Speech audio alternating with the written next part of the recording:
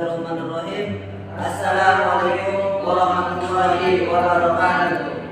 Baiklah, kami dari kelompok 1 mata kuliah Psikologi Sosial Keagamaan, Prodi Sosiologi Agama, Fakultas Usuluddin dan Studi Agama Universitas Islam Negeri Mataram.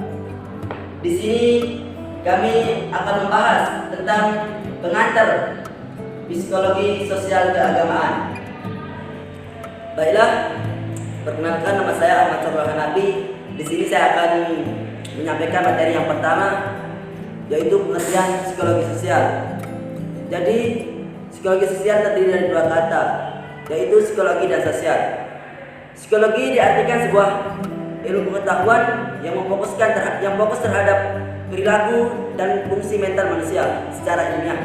Kemudian, sosial merupakan segala perilaku yang berhubungan dengan hubungan antar individu. Jadi di sini kita dapat mengambil pengertian psikologi sosial bisa diartikan juga merupakan bidang ilmu yang mempelajari tentang perilaku dan mental manusia yang berkaitan dengan hubungan antar individu dalam masyarakat.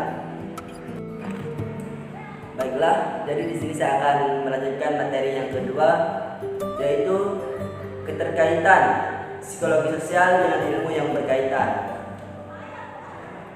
Jadi yang pertama yaitu hubungan psikologi sosial dengan sosiologi. Jadi ada hubungan yang sangat erat antara dua ilmu ini, yaitu sosiologi yang dimana sendiri adalah bidang ilmu yang berkaitan dengan perilaku, hubungan antar individu dengan individu lainnya, antara individu dengan kelompok atau kelompok dan kelompok. Dalam perilaku sosialnya, sosiologi lebih memfokuskan perhatiannya pada perilaku sosial, sementara psikologi sosial menjadi subjek pelaku sebagai perhatiannya. Namun, kedua ilmu ini saling melengkapi satu sama lain. Yang kedua, hubungan psikologi sosial dengan antropologi. Ilmu yang dapat mempengaruhi psikologi sosial adalah sosiologi dan antropologi. Antropologi adalah ilmu yang mempelajari perilaku sosial dalam substruktur budaya yang khusus, alih-alih fokus pada perilakunya. Antropologi lebih fokus pada budaya tersebut, sementara itu perilaku individu dalam budaya itu bisa dijelaskan dengan ilmu psikologi yang memahami bahwa perilaku individu tidak lepas dari budaya atau rangsangan sosial di sekitarnya. Yang ketiga, hubungan psikologi sosial dengan ilmu politik. Ilmu politik sering dikonotasikan sebagai ilmu yang buruk dan banyak yang tidak menyukainya. Padahal ilmu politik tidak pernah lepas dari kehidupan kita setiap harinya. Berkumpul, menyuarakan pendapat dan banyak kegiatan lainnya tanpa kita sadari merupakan bentuk dari aktivitas berpolitik. Dalam berpolitik kita tidak bisa menghindari adanya interaksi dengan orang lain. Lebih jauh lagi, seringkali dalam aktivitas berpolitik kita mengharapkan untuk bisa mendapatkan persetujuan dari lawan bicara atau dukungan dalam bentuk apapun. Dalam hal ini psikologi sosial berperan sangat penting karena bisa membantu kita memahami bagaimana sikap dan ekspektasi yang dimiliki lawan bicara bisa menghasilkan perilaku tertentu. Dengan memahami hal tersebut, kita bisa menentukan bagaimana sikap kita seharusnya dan bagaimana gaya komunikasi yang sesuai untuk bisa mendapatkan tujuan yang diharapkan. Yang keempat yaitu hubungan psikologi sosial dengan ilmu komunikasi. Hubungan psikologi sosial dan ilmu komunikasi dalam hal ini adalah memberi arahan tentang bagaimana cara berkomunikasi yang tepat yang mempertimbangkan berbagai faktor psikologis yang ada. Dengan memahami psikologi sosial dalam ilmu komunikasi diharapkan kita bisa lebih leluasa dan bisa mengandalkan ilmu yang sedang berjalan. Yang kelima, hubungan psikologi sosial dengan ilmu alam. Ilmu alam memiliki pengaruh yang sangat besar pada penelitian ilmu psikologi. Di awal abad ke-19, psikologi dibuat dengan menyusun hasil eksperimen yang dilakukan dengan arahan ilmu alam. Hal yang membedakan antara kedua ilmu ini adalah objek penelitian yang dimiliki oleh kedua ilmu. yang dimiliki oleh kedua ilmu ini, yang dimana objek penelitian psikologi adalah manusia dengan tingkah lakunya yang selalu dinamis dan berkembang, sementara ilmu alam memiliki objek penelitian benda mati yang bersifat tetap.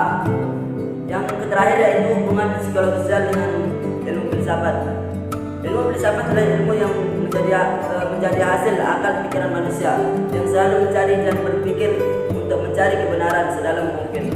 Filsafat akan memulai penyelidikannya dari apa-apa yang dialami oleh manusia itu sendiri. Filsafat akan memulai penyelidikan dari apa yang dialami oleh manusia untuk bisa menarik kesimpulan dari penyelidikan filsafat. Filsafat membutuhkan psikologi agar hasil yang didapat bisa mendekati kebenaran. Mungkin cuma ini yang dapat saya sampaikan. Bismillahirrahmanirrahim. Assalamualaikum warahmatullahi wabarakatuh. Saya sebagai pemateri kedua atas nama Siti Mahayani dengan nomor NIM 2006 02095 akan memaparkan materi kami tentang akar psikologi sosial, yaitu konsep dasar psikologi sosial, interaksi sosial manusia di masyarakat, baik itu antar individu dan kelompok, aturan antar kelompok memiliki respon kejiwaan, reaksi kejiwaan seperti sikap, emosional, perhatian, kemauan, kemudian juga motivasi, harga diri, dan lain sebagainya. Tercakup dalam psikologi sosial, ruang lingkup kajian psikologi sosial ialah psikologi sosial mempelajari perilaku manusia, bukan perilaku hewan, karena hewan tidak mempunyai interaksi seperti yang ada pada manusia, misalnya bahasa, norma, dan sebagainya. Perilaku itu haruslah yang teramati dan terukur, bisa berupa aktivitas motorik yang besar, misalnya meloncat, bisa juga kecil, misalnya gerakan mengangkat alis, bicara, atau menulis.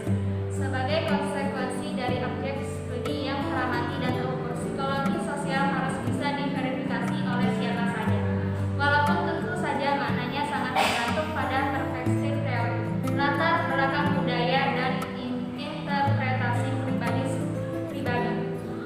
Psikologi sosial tidak mempelajari perilaku yang tidak kasat mata dan tidak terukur beriman, kejujuran, bersifat luas, berjiwa besar, berideologi Pancasila, dan sebagainya. Harus tetap terukur dan disimpulkan dari perilaku yang kasat mata. Psikologi sosial menghubungkan aspek-aspek psikologi sosial dari perilaku sosial dengan proses dan struktur kognitif yang lebih mendasar. Ya. Bismillahirrahmanirrahim. Assalamualaikum warahmatullahi wabarakatuh. Perkenalkan, nama saya Muhammad Rizwan Hadi, NIM 2006 02100. Di sini saya sebagai pemateri 3 akan menyampaikan tentang psikologi sosial dan nilai kemanusiaan. Yang pertama, pendekatan tipologi visi dan kepribadian.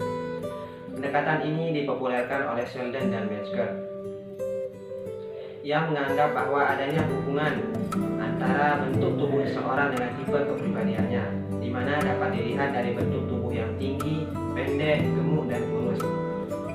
Contohnya, ada anggapan bahwa seorang yang memiliki bentuk kepala yang tidak terlalu besar, berambut merah, dan rahang yang tidak terlalu menonjol diidentikan dengan seorang pencuri.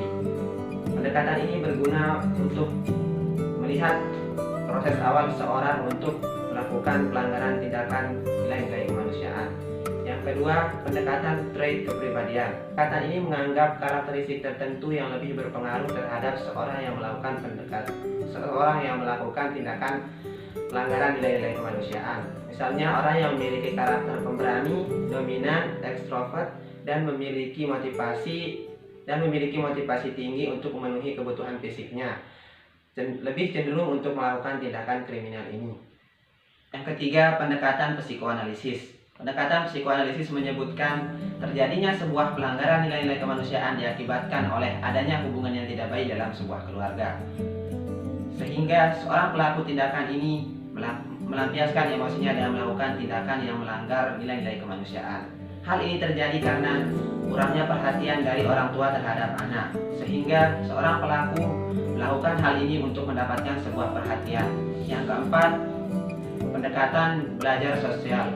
Pendekatan ini mengajarkan kita bahwa seseorang yang melakukan tindakan kriminal atau tindakan-tindakan yang melanggar nilai kemanusiaan terjadi akibat proses belajar lingkungannya.